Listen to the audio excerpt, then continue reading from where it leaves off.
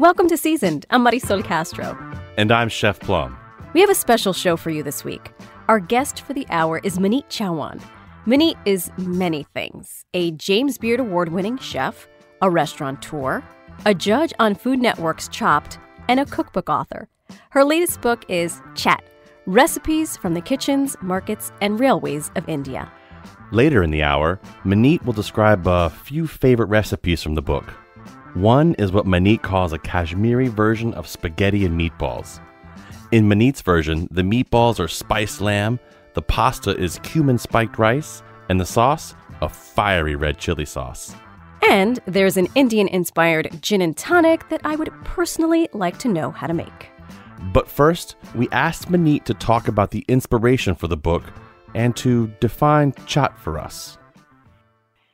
Chaat to me is an emotion. Chaat, translated from Hindi, means to lick. And in India, street foods, a lot of street foods are called chaats. So chaats are usually a combination of the seasonal ingredients that you're getting, which are tossed up with different spices and chutneys and flavors and textures. And it is just, when you take a bite, it's a party in your mouth. And that, to me, what a chaat is. So chaat is beyond, like anybody who grew up in India, and I talk to them about chaat, it pulls on their nostalgic, heartstrings, because that's what it's all about. It's an emotion. Chaat is an emotion. Wow, I love that. You talked about some of the spices and things like that. What are some of the spices that, are kind of the staple items, when it comes to these recipes? My God, spices can be like, you can go on and on. But when I'm making chaats, to me, roasted cumin powder, but it has to be roasted. It can't be regular cumin. You take cumin seeds, you roast it, and then you powder it. It's a completely different flavor profile. Red chili powder, chaat masala. Chaat masala is a blend of spices with predominantly dried raw mango powder in it. So it has that tart flavor to it. That would be, if I had to choose 3 spices, those would be the 3 spices which I would use to make a perfect chaat. Mango powder. Huh. Yeah. That's a new one. I mean, I've obviously heard of, powdered fruits, but never thought of it being in, a seasoning like that. That's pretty awesome. Do you make that, or is it something you can buy somewhere? Or you can buy chaat masala at any Indian store. You can actually even get it online. I've seen it on Amazon. Mango powder is called amchur, which means powder of mango. And that also is available pretty much in any Indian store or online. Huh. And it's amazing. It's so addictive. Like I've replaced all my vinaigrettes with chaat masala. I love it. I'm actually literally buying it right now on Amazon, as you just told me. I really am. Maneet, talk to us about, growing up in India, and you would go visit your different relatives and you would take the train. That was the popular way to get from point A to point B. But it also had a huge influence on how you had this calling to be a chef and to work in food. And I wonder if you could explain for us what that means and how you came to really appreciate food through, of all things, the railroad. Growing up in India, we used to live in Eastern India. That's where my parents were working. And my, maternal grandparents were in Southern India and my paternal grandparents in Northern India. So every summer vacation used to be going to South, and every winter used to be going to North, right? And I used to really look forward to these journeys because those days, the connectivity of flights, they weren't very high. And also, they were obnoxiously expensive. So train in India is like, what the everyday man travels by. So we would take these trains, but these trains are unlike the trains over here, right? Like the windows are open, the doors are open. It used to be 3 days, 3-night journey, and it would stop at each and every small train station. And at each and every small train station, there would be the local vendors who would come to sell their local wares, right? And to me, that was so fascinating because India is such a vast country and each and every region has a very distinct cuisine of its own, right? So I would get to taste the variety of foods of India through the train stations over these 3 days. So they would be like, I would be looking forward to, oh, we go to Chennai, I'm going to have curd rice over there or lemon rice over there, right? And that to me became a big adventure because I would look forward to each and every train stop based on what I was going to eat over there. And my poor parents, like I remember there used to be this one obscure small station which the train would stop for less than a minute. And I would make my dad go and buy these onion stuffed samosas, right? And there have been times that the train has started moving and he has run and he's like caught the train while the train is moving. And it used to be just amazing. So that is, I would like, and it left such a profound impact on me because it made me appreciate the vastness of Indian cuisine. Right? Like the fact that you can be, in 2 hours, you can be probably tasting the same dish, but tasting completely different. And that is why I'm like, I started appreciating the ingredients, the local ingredients. And I also started appreciating the craftsmanship that goes into these, I would call them chefs, making these dishes. Right now, all I'm envisioning is your father running to get you the onion and then running back and the train pulling away and he's throwing the food at you while the train is pulling out. What we do for our children, Maneet. He's grabbing all with one hand and running. I swear to God.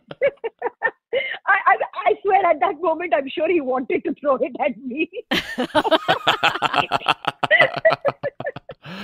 Wow, it's dad of the year right there, super dad. Did your dad have a cape on too while he was doing this? Listen, he's always had a cape on forever. So yes, he still has a cape on for me. That's amazing. It's funny how you talk about how you can get kind of the same dish, but in a different region, and it tastes completely different, but it's still the same dish. I think we have some spots like that even, here in our country when you look at just how things have changed you look at a clam chowder and how it's different in, New England versus Manhattan and things like that. It's amazing how it can change even though it's the same thing. So true. Tell me a little bit about, Maneet, what you think of Americans' perception of Indian food is. Because I can tell you, I'm 46. I did not really come to understand Indian food until well into my 30s. And I grew up in New York City, and there was plenty of Indian food. But I didn't truly understand it until I had naan. And I remember bringing it home, and my mother was like, "Ay, mija, eso es empanada." In Puerto Rico, that's like, it's an empanada. And so what do you think the perception is of Indian food in this country, and how are you changing it? I came to this country in 1998 to go to the CIA. I was the only Indian on campus for the better part of my stay over there. And I remember the first, I'm talking about how excited I am about Indian food. Mind it, at that time I was a baking and pastry student because the last thing I wanted to do was talk about Indian food because that was so pedestrian, right? The folly of youth. And what I did was I found the one Indian restaurant, which was on the way to Hyde Park. And I'm like, I took all my friends. I'm like, let's go and eat Indian food. And I go over there, and my friends are like, they're taking bites, and they're looking at me and very politely smiling. They're like, this is nice. And I take a first bite. I'm like, no, this isn't nice. This is crap. Like, this isn't like what Indian food is all about, right? And over the years, what I have done is I've kind of figured out why this is so. This was the same thing with Chinese food, right? Like a lot of immigrants, when they came over here, the one skill that they had was cooking. And that's how, that's what they set up. So there was never passion behind the food. There was never the pride behind the food that was being served.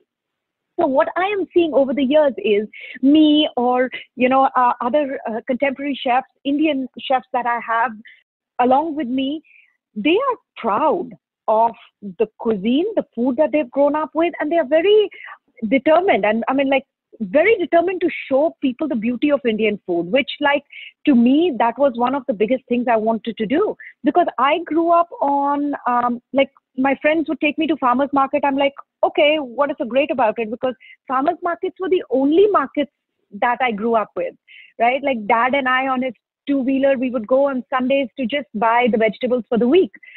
We had relationships with all the vendors, the onion vendors, the same jokes we would repeat every Sunday with the same vendor. Seasonal cooking. Carrots were available only in winters, and red carrots 1 week in the entire year. And we would look forward to it. We would relish it. And the dish that mom would make, we would just freeze it. The gajar halwa, we would freeze it for as long as possible. But that's what it was. So I started realizing that a lot of people, because they didn't have a great grasp on the uses of spices or how, or even bothered to learn it, they would just bury a dish with lots of spices, with too much sauce and too much oil. And that's what people started perceiving Indian food as, $8.95 all you can eat buffet. And once you eat it, you want to go to sleep and not eat for the next 2 days. Right. So that's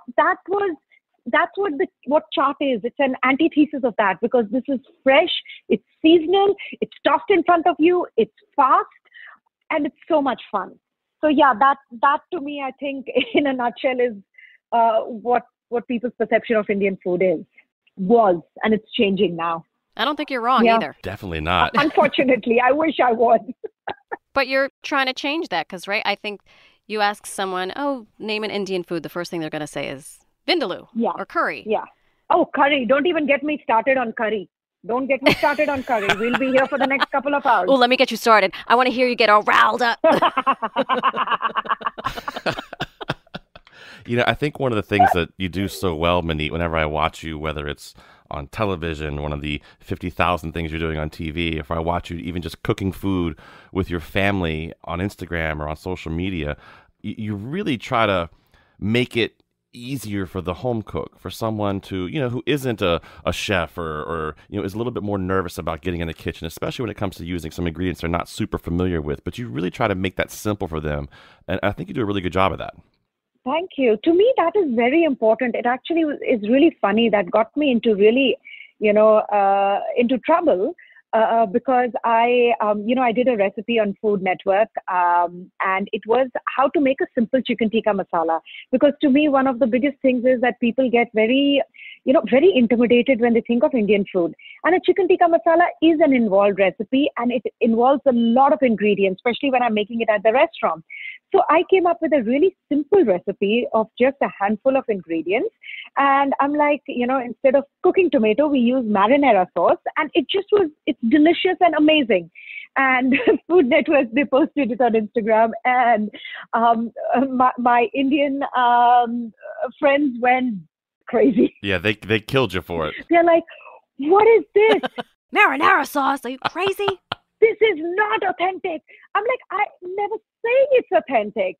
Yeah, I'm like, I'm not saying it's authentic. What I am trying to do is I'm trying to make Indian food accessible to everyday American. And if you're not appreciating that, then I feel sad for you. But that was it. I mean, and there were so many people who reached out. They're like, thank you. You just changed our life. This is the best thing ever. This has become our weekly dish to have. So that's what it is. To me, it is very important to make Indian food accessible. And be it just people getting familiar with one spice or one technique.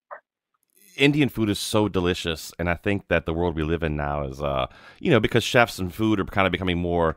It's not the same old thing anymore. People can come out and do Southern food here in the Northeast, or do California food in Texas, or make great Indian food, or make great Chinese food. And you can even do it at home. But if I was going to do it at home, and I had to have a pantry of items, Maneet, to get started, what do you think I should have? So, I have a masala dabba, which is a spice tin, which is round in shape, and it's got 7 different containers. To me, I think if everybody has, those 7 spices, you're good to go, right? I say a good garam masala, turmeric, red chili powder, chaat masala, coriander powder, and fenugreek leaves. If you have this, you can make any dish.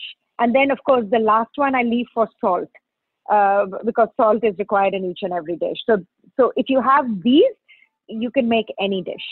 Marisol, I just bought the chaat masala too, so I have that now in my pantry. Excellent. I have it. Yes! I can't wait to mess with that. Awesome. That was Maneet Chauhan. Maneet is probably best known as the nicest judge on Food Network's Chopped.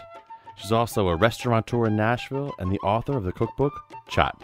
After a short break, we'll continue our conversation with Maneet. I'll ask her what it's like coming up as a woman chef of color in an industry dominated by men. And we'll get into some recipes from the cookbook. You're listening to Seasoned. I'm Chef Plum. And I'm Marisol Castro. We'll be right back.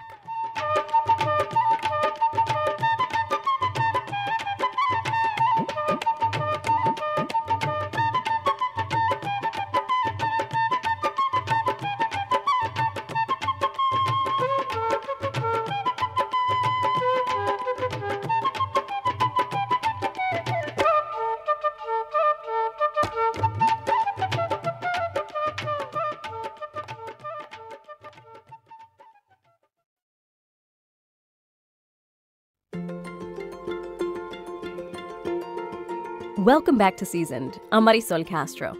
And I'm Chef Plum. Lucky us, we're spending this hour with James Beard award-winning chef, Chopped judge, cookbook author, and my friend, Maneet Chauhan. When we read off the list of all the cool jobs Maneet has, there are 5 restaurants and breweries, she writes, and she's a bona fide celebrity chef. You might think, charmed life, overnight success, right? But Maneet has worked exceedingly hard for her success. As an immigrant navigating the Culinary Institute of America, and as a young woman in professional kitchens, there were many challenges. Maneet, as I look at the landscape of the culinary world, I'm constantly questioning, why are there not more women? Why are there not more women of color? And I wonder for you, what challenges you faced as an Indian woman in this country, going to CIA, saying, I'm going to do pastries and bake. Oh, wait, maybe I'm not. I'm going to do Indian food. What were the mental gyrations that you went through, staying true to your identity, being in this country, and figuring out who you are and how you were going to do both of those things by being a chef? I'll be completely lying if I say that it was an easy journey, because it wasn't. It was a very difficult journey, right from adjusting to a life in America. And mind you, like, I graduated, I did my bachelor's in India from what I thought was the coolest school in the entire world, right? When I came to CIA, I was like, I am the coolest person on this planet till the time. And I apparently know everything about America because I have seen Coming to America, and I have seen, and I have read Archie comics all my life. Perfect. That's all you need. Little did I know that I had, yeah, exactly. No, actually you don't. Little did I know that that was definitely not the case, right? It was really interesting because initially when I came, even vending machines, how to use vending machines, because I came in 98, like vending machines at that time weren't in India. Money, right? Like my sister, she was here, she was doing her master's. So she helped me. She's like, every time we would drive, she's like, okay, show me a penny. I would show her a penny, show me a nickel, show me a quarter, right? Like those are things that you take for granted instinctively when you grow up over here. But those are things that you have to adjust to, right? Slangs. The first thing my sister told me was all the slangs not to use, which are not acceptable over here. So there was a lot of adjusting. But I think to me, the toughest part was, and it still is, for people who grow up in a country, there is a history of humor that you grow up with, right? I remember my toughest time used to be all my classmates used to be talking about SNL, and I had no idea what they were finding so funny, right? And now I'm like, oh, this is so funny. So I have friends who come from there. They're like, I don't know what you're laughing about. It's that pop culture, which was the toughest for me to adjust to. But then there was this other part of me, which was like, to me, there was no other option. I knew that my parents had put in so much faith to let me pursue my dreams. So I owed it to them to succeed. So I think that has been one thing which has pushed me and keeps on pushing me every day. You know, they made sacrifices, so I have to live up to those sacrifices. So it was very difficult. I graduated on top of my class. I got all the awards for my class. I had the highest GPA. I started applying for jobs, and because whoever would hire me had to sponsor my paperwork, I got jobs from some of the best places. And as soon as I spoke to them about sponsorship of paperwork, I was dropped like a hot potato. So Wow. that was one of the very difficult, because in this industry, there are not many people who sponsor, which was fantastic in hindsight, because then my uncle and aunt were opening an Indian restaurant close to Philadelphia in Cherry Hill. They were like, if you want to just take over this place, so which was fantastic. At the age of like 23, 24, I was managing a restaurant of 70 people. And the most interesting part was managing a kitchen of around 5 Indian chefs, all of them men. And I think they, because I had to be very, very immune to everything that they were saying, I think that they really made me realize how I could have my own standing in a kitchen. And then after that, I just kept on, looking for jobs and just working hard. And that hasn't changed. So it's not been easy, but I just kept on putting one foot in front of the other and never for a moment thought of stopping. Kitchen can be a very tough place to come up in, that's for sure. Oh, yes. Years ago, it was a very different place than it is now. It's probably more of a, Marisol, I've always said it has more of a locker room mentality, especially back in the 90s. Oh, and, yeah. Growing up and coming up in it, it can be very, very tough. I would imagine so. Very, very tough. Very. We were just speaking about your first foray into an American city after having graduated from CIA, manning the ship, pun totally intended, of a bunch of dudes in the kitchen with your uncle. What happened next? Because clearly there was a meteoric jump at some point. No, actually, it wasn't. It was a very steady growth.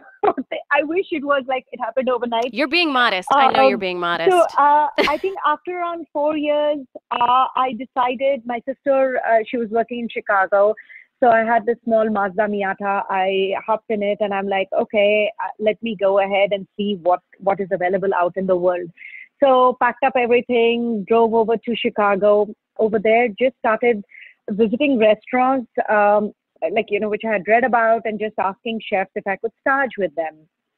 And at that time, there was a Indian and Asian fusion restaurant called Monsoon, which had opened up. I just went and said that, hey, I would like to stage.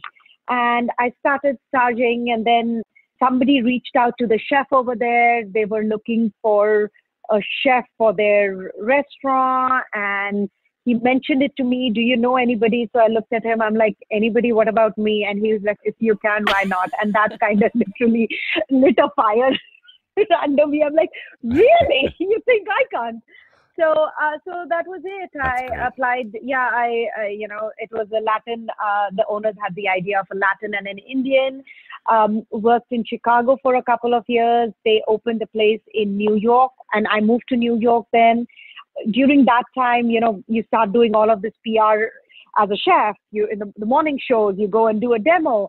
So our PR company got me on Iron Chef, and that is when I was at CIA. That was something that I always wanted to do.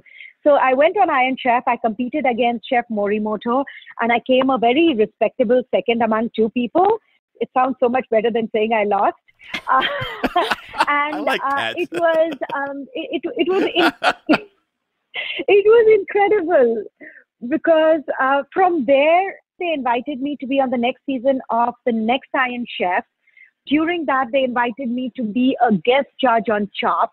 I was a guest judge the first season, and then the next season onwards, they told me that they were going to have me as a permanent judge on Chaat, and that's been 12 years. I think I read you've done 100 episodes. Is that right? Is it over 100 episodes on Chaat now for you? It would be. It would at least be 100, if not more. My favorite part is when you tell them their food stinks, but you're nice about it. I love that. It makes me so happy because I know you, and I know that you're the nicest person. Like, you don't want to do that, but you got to be honest with them. That to me is the toughest thing, because the thing is that, I have competed in that kitchen. It's not easy. Actually, none of these competitions are easy. So if you're nice to me, I'll be absolutely amazing and nice to you. If not, then I will not. As simple as that. and that has happened. Like, there has been somebody who's been like, completely like very cocky. And I'm like, No. really? And you're like, okay, I will tell you. So it's been interesting. I'll show you. I mean, I didn't, I didn't get to this life just being nice. Right. So it's been fun.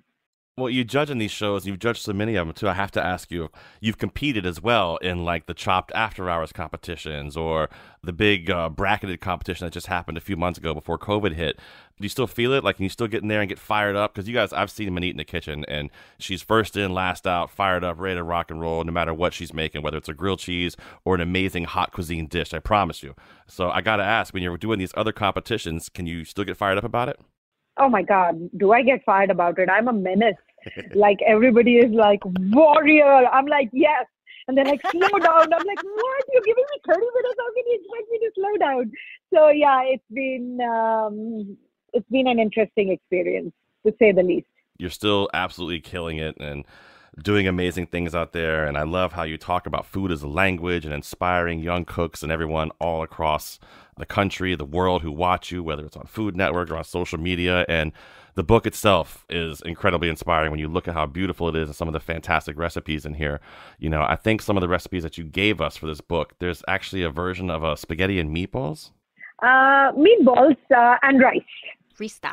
You can replace the rice with spaghetti, and then it'll be spaghetti and meatballs. When you do a meatball like that, though, your version of it, what are some of the spices and flavorings that you would put in there that would be different? You know, the rista is from Kashmir, which is from northern India. And it is, traditionally when they would make it, they would take the goat and have a mallet and keep on hitting it till it became minced meat, right? So it's got a very silky texture to it. So the flavorings in the rista, in the meatball, are very simple. It's just like serrano chili, ginger garlic paste, cilantro, salt, a little bit of white onions, and that's pretty much it. It's the sauce, which has like cumin, cardamom, black cardamom, green cardamom, nutmeg, peppercorn, chili powder, cilantro, turmeric, and it's that sauce in which when you braise the meatball, the rista, that's what just adds this incredible flavor to the dish. Yeah, that sounds delicious, doesn't it, Manisol? I know what I'm making for dinner tonight. Maneet, I catch those culinary terms come out, and sometimes I think we need to let people know what those mean. The word braising, can you describe that for people? What does the word braising mean? So braising is basically cooking in a liquid at a very low temperature. So you're not boiling something in a liquid, it's simmering. So you can go ahead, and usually when you braise, you always make sure that the dish is completely covered. So the meat or vegetables or whatever you're braising not only get cooked through the, by the virtue of being in the liquid, but also it has that being baked effect. Yeah, low and slow is the way to go. That's what I always say. Totally. So how are you, Maneet, going to change the perception of Indian food one chaat at a time, other than this cookbook, of course? You know what? It's constant conversations. It's constantly, I realize that I can only do so much, but even if I change one or two people's perception, it's a big impact. To me, the fact that, I have opened restaurants in Nashville, which really did not have any good quality Indian restaurants before we opened up. And the fact that Chauhan Ale and Masala House is one of the most popular restaurants in the city and continues to be, even in the 6th year of operation.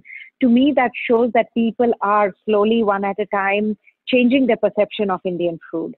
So I think that's what I'm doing. And be it social media, putting these IGTVs out, talking about different spices and just having fun while I'm at it so that people don't get intimidated by Indian food.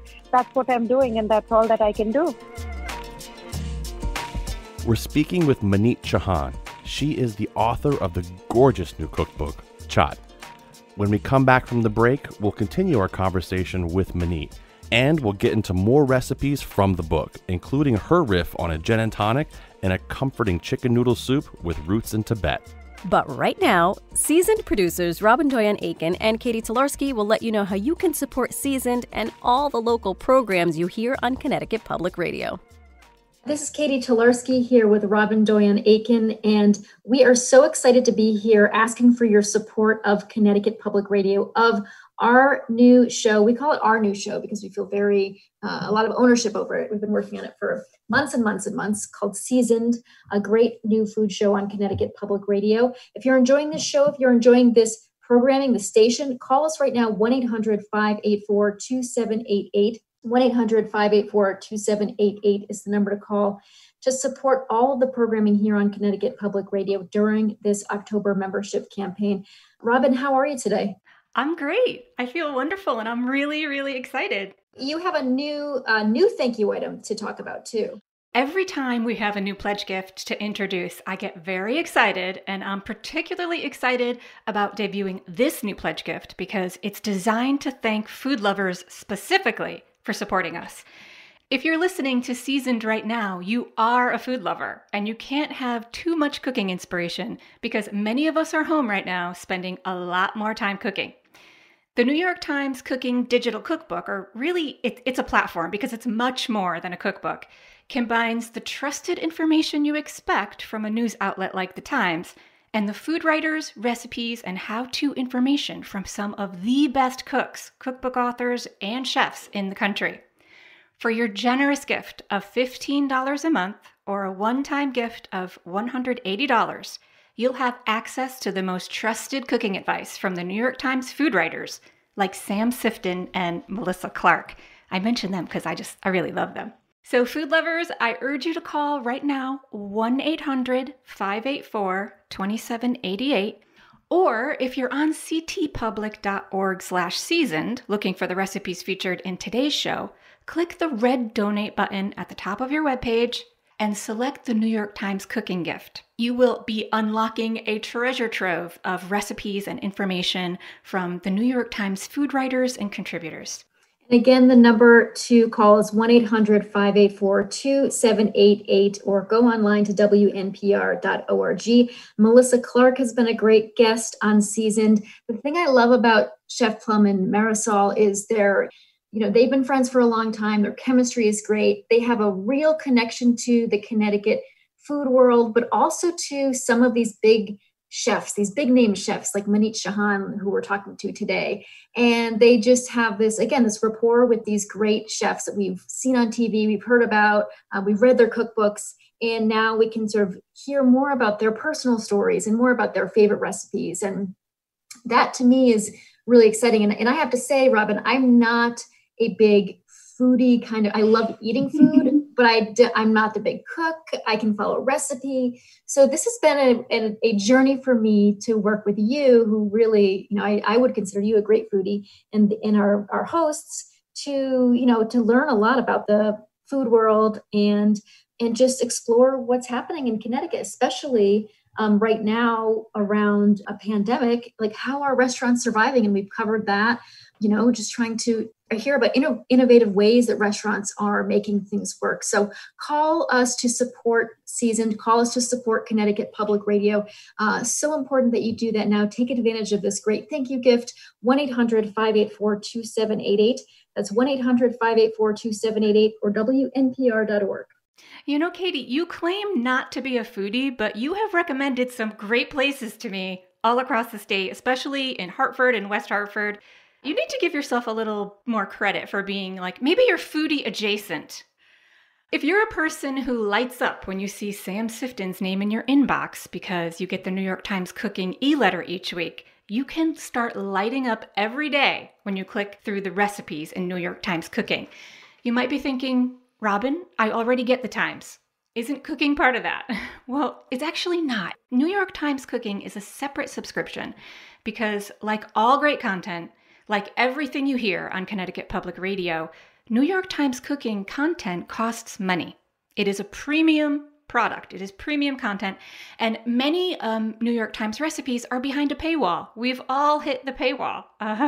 Lift that paywall for yourself right now by calling 1-800-584-2788 and telling the nice person on the other end of the line that you want access to New York Times cooking. Call us now, 1-800-584-2788, 1-800-584-2788, and thanks so much. Welcome back to Seasoned. I'm Marisol Castro. And I'm Chef Plum. We've been having the best time catching up with Maneet Chauhan. Earlier, we talked about a dish called Rista. That's spicy lamb meatballs in a flavorful sauce. You can find that recipe on our site, ctpublic.org/seasoned. There's an omelet and a Tibetan-inspired chicken noodle soup coming up in a minute. But first... Drinks, anyone? Always. I mean, drinks are a very important part of existence. You have an Indian-inspired gin and tonic. What is going on exactly with that? You'll have to make it to try it and see how incredible that is. I mean, it's a tamarind gin and tonic because when you think of a gin and tonic, just a dash of lime, I think makes it so much more amazing. And all I've done is I have added a little bit of tamarind paste, some grated orange zest, honey, ice, and it's delicious. And healthy, it sounds like. I immediately equate tamarind with health. Yeah. So where are you getting that from? It's good for me, too. I immediately relate gin to healthy. You guys are crazy. It's alcohol. It kills all the bacteria, right? That's what it is, right? That's what I say about bourbon. As I'm telling you. That's hysterical. So, Maneet, you guys are also brewing beer down there, right? Yes. So we have a brewery in Murfreesboro, which is south of Nashville. It's on 83 acres of land, and we have 3 breweries under that umbrella. It is called Hop Springs, so it's beautiful. The brewery overlooks these rolling hills. It's just gorgeous. There are rocking chairs, and we have Mantra, which is our craft beer arm. Then we have Steel Barrel, which is the everyday drinking beer. And then we have the Humulus Project, which is an IPA-based line. So, yeah, that's what we're doing. Restaurants, cookbooks, Food Network stuff, raising children. I mean, do you remember to breathe during the day, Maneet? She does it all. I can do it because I have just an incredible support system surrounding me, right? From Vivek, my husband, who's a partner in all of these, and to my entire team over here, right? I mean, it's them who let me do what I can and support me. So I wouldn't be able to do any of this without them. One of the other great recipes to take it back to food, of course, that's what I have to do. I mean, I didn't get this Adonis-like figure by, not talking about food. Looking at food and talking about food and coming back to it here in the book, Chatt, you have a really approachable omelet in there that we have a recipe for that's going to be up on the website, right? Yes. It is called the Ross omelette. Ross means gravy and omelette is omelette. But in India, like a masala omelette is something that we literally, like every morning, my dad and I, we would make one masala omelette and cut it in half. And that used to be our breakfast. Wow. So Ross omelette is from Goa, which is a western coastal town in India.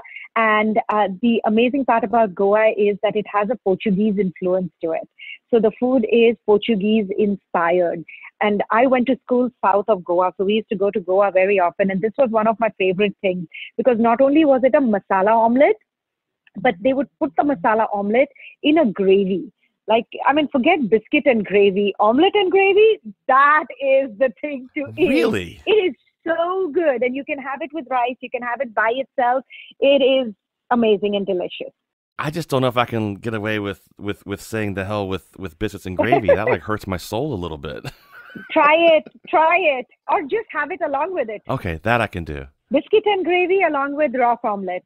And I'm telling you, it's the perfect breakfast ever. Throw some pieces of bacon on it and yes. What's in the gravy? So the gravy is an onion and a coconut oil based gravy which has tomato. So really very simple sauce, at least simple in my terms, which is just sauteed onions with tomatoes, ginger garlic paste, turmeric, red chili powder, coconut paste, garam masala, and that's it. Some salt and you are good to go. I mean, and like I said, these things are so approachable. It's not hard to make. Not at all. I think once people get over the fear in their mind of Indian food, then there is, And what I love about this book is that there are some recipes which are very simple. There are 4 or 5 ingredients. But for people who really want to go ahead and experiment it further, they are more complicated and more involved recipes. And I think that's what makes it so fun. Can you talk to us about your, I don't know if I'm pronouncing it correctly, tupka, chicken noodle soup? Tupka. So the Food Network magazine actually just covered tupka this month. And basically what it is a ramen. I'm not even kidding you. So the tupka it originated from Tibet. It's a soup with noodles in it, right? And in northeastern India, that has a big, it has Chinese population. It has a lot of people from Nepal, Tibet and stuff who have immigrated to that part of India, and they live over there. So tupka is literally, it's a chicken noodle soup, right? Which has Indian spices like cumin seeds, and it's got chili and ginger, and it's just so incredible and wholesome for winter, especially now. And I remember the first time that I ever had it, it was in Guwahati, which is northeastern India. And the first time I took a bite of this, I'm like, my God. And this is before I'd even ever had ramen. Wow. Because ramen, the first time I had was when I moved over here. So it was like, I'm like, oh my God, what is this genius creation? I love this. That's fantastic.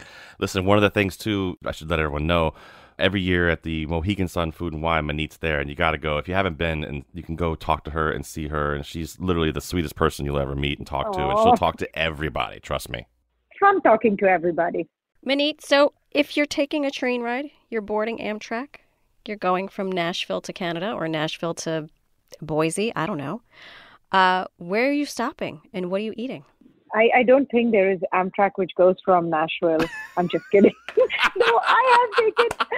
All right, just work with me, lady. Just work with me. I love chefs. You're hopping a train. You're in the lower 48. Where are you going to stop?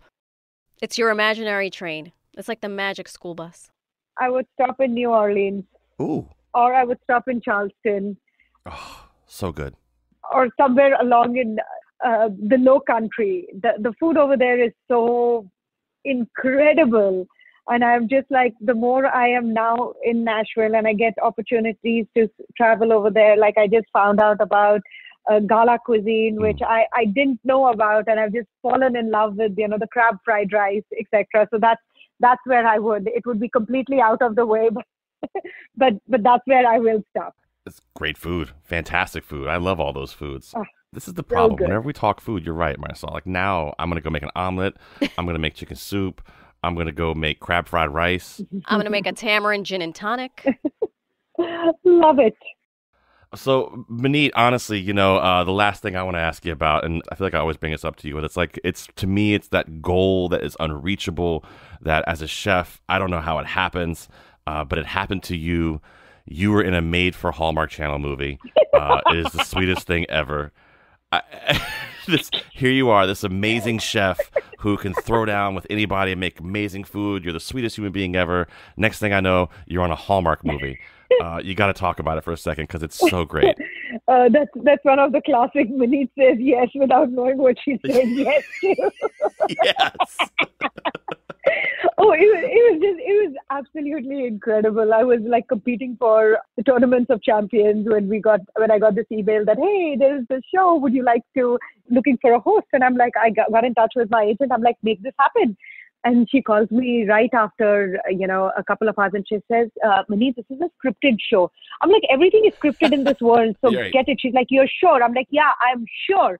So she sends the contract and the script, and I'm like, holy beep, like, what did I say yes to?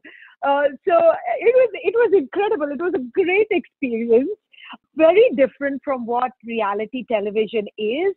Learning scripts was very difficult for me because I am very off the cuff. But in the end of the day, it's like I promised myself that every year I do one thing which is completely out of my, realm of comfort. I did a local version of Dancing with the Stars. Oh, yeah. Or I did, which was so embarrassing. But I still won.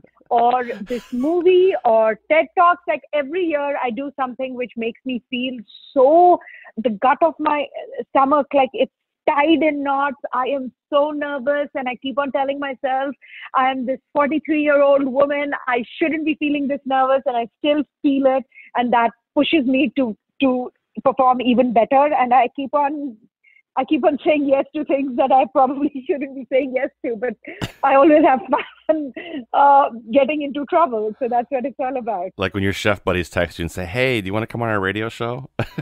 You're like, "Yeah, Yes. of course." Of course. The movie's called... Why are you even asking? Of course. I said, book her. She's in. The movie's called The Secret Ingredient. It was on Hallmark Channel. It's fantastic. It's really, really fun to see Maneet in that role. And you actually did a fantastic job at it. It's very safe and wholesome and fun to watch. So congratulations on that. Like I said, every time we talk, I bring this up. So I just think it's amazing. I know when my leg is being pulled. It's fine. I can live with it. I was a theater major in college my first time around. I love acting. Oh, I love that. That's awesome. Which means I worked in restaurants, but that's okay. I digress. Restaurants are drama. That's what it's all about. Well, Maneet, the book is gorgeous. It's beautiful. I love these recipes. Oh, thank you. I've just ordered a copy here off Amazon along with my chaat masala, so I can have both of these things in hand in the kitchen, because I can't wait to make some great dishes and expand my own culinary prowess via this book. Thank you so much, guys. I so appreciate this, and I can't wait to see you guys soon. Thank you. You too. Bye. That was the ever-joyful Maneet Chauhan. Her new book is Chatt, Recipes from the Kitchens, Markets, and Railways of India. I'm Marisol Castro. And I'm Chef Plum. Seasoned is produced by Robyn Doyon-Aitken and Catie Talarski. You're going to hear from Robyn and Catie right now about how you can support Seasoned and all the great local shows you hear on Connecticut Public Radio. Thanks, guys. This is Robyn Doyon-Aitken, here to tell you about our newest pledge gift. For a short time, we're debuting the New York Times cooking platform. For a sustaining gift right now of $15 a month or a one-time gift of $180, please call 1-800-584-2788 to make that pledge and claim your gift. Maybe you were already planning to donate $200 because you did the numbers and that's what's in your budget. Go ahead. We'll take that support. You can reward yourself with access to hundreds of recipes from the New York Times. 1-800-584-2788 is the number to call. We know you value the news from trusted sources like the Times and Connecticut Public Radio. We also know that you value breaks from the news, fun stuff. Topics like where to go apple picking in Connecticut or who makes the best apple cider donuts. You value mom and pop restaurants and sharing shout outs to your local pizza and coffee shops. We value that too. And it gives us a lot of joy to be able to bring that to you every week. So call 1-800-584-2788 and make your pledge of support and see if that pledge doesn't bring you a little joy too, knowing that you are about to up your cooking game while supporting the great shows, several of them new ones like Seasoned, by the way, made by the hardworking hosts and producers at Connecticut Public Radio. The number to call is 1-800-584-2788. Robyn, this is Catie Talarski. I'm here with Robyn Doyon-Aitken. I love that you're talking about joy right now in this world. Yeah. Trying to find those moments of joy is so, so important. Yeah, I'm having a lot of fun listening to today's show and also thinking about next week's show, which is about coffee, one of my favorite topics. And coffee gives me so much joy. So again, if you are a fan of this new show on Connecticut Public Radio, if you love listening to the news and information and entertainment here on Connecticut Public Radio, we are asking you to call now and support this programming. Call now and become a member. Think about becoming a sustaining member. It's so important to us. 1-800-584-2788. That's 1-800-584-2788, or go online to WNPR.org. And thanks so much. Thank you.